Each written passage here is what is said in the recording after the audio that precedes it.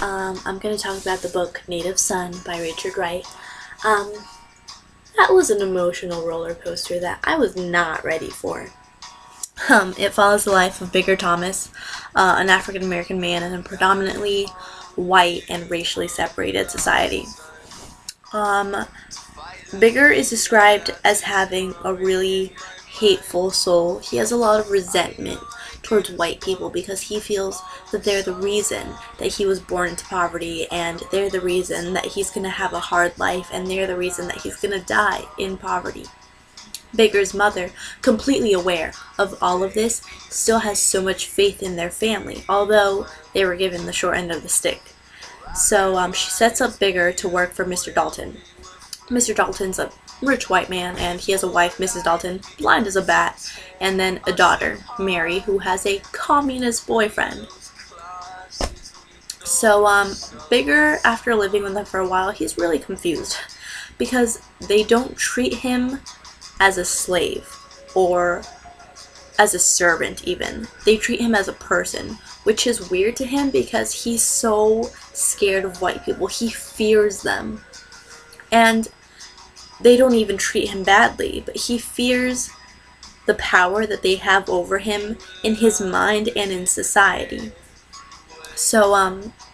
He takes out Mr. Dalton's daughter Mary and her boyfriend to a diner, and then they tell Bigger that they want to be treated as equals, and Bigger goes along with it, totally confused by all of this, confused by these people who are completely opposite of what he was picturing. But anyways, they all get drunk that night, and then he drives Mary home, and Mary's drunk off her ass, and he decides to carry her to her room and sets her on her bed.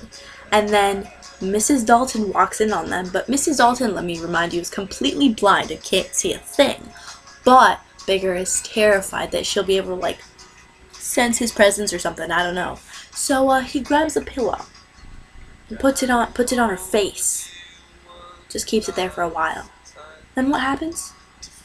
He smothers that little white girl. And so then he realizes that he's just committed murder, and he freaks out. So he decides that he's going to blame the whole thing on Jan, which shouldn't be hard because he is a communist. So he has to hide this body. He decides to put it in the furnace, only to realize it doesn't fit in the furnace. So he cuts her up, and then she fits. And eventually they're gonna ask him to clean the furnace. So it doesn't take them too long to find Mary. He runs. He runs after that, realizes what he's done, and he tells his girlfriend Bessie about what happened, and she tells him that he's going to be accused of rape, he's going to be accused of murder, and he's going to be put to death. He runs away, and she just keeps reminding him that this isn't going to end well for him. So, irritated and scared, he kills his girlfriend.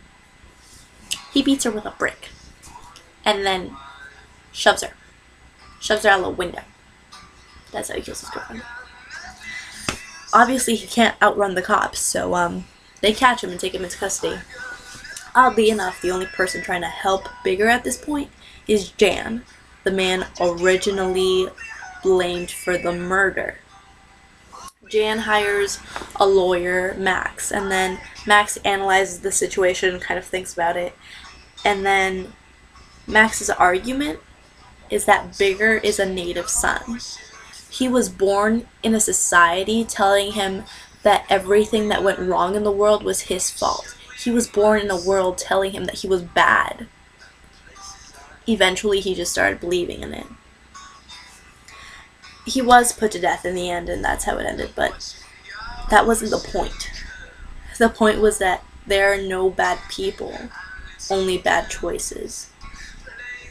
It was weird because the whole time you're rooting for him to win. You don't want anything to happen to him because you understand his mindset, you understand his background and the things that he's been through. You want him to succeed and make something out of himself and prove society wrong, that he will be different.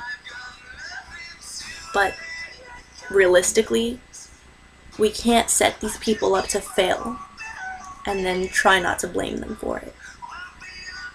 it's kind of a problem that still happens today, and I think that this book really showcases that. And the more we talk about it and more that we bring it to light, the more we'll solve the problem and fix our society.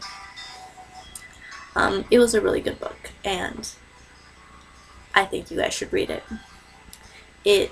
It's a subject that's kind of forbidden and a little taboo, but it's worth it.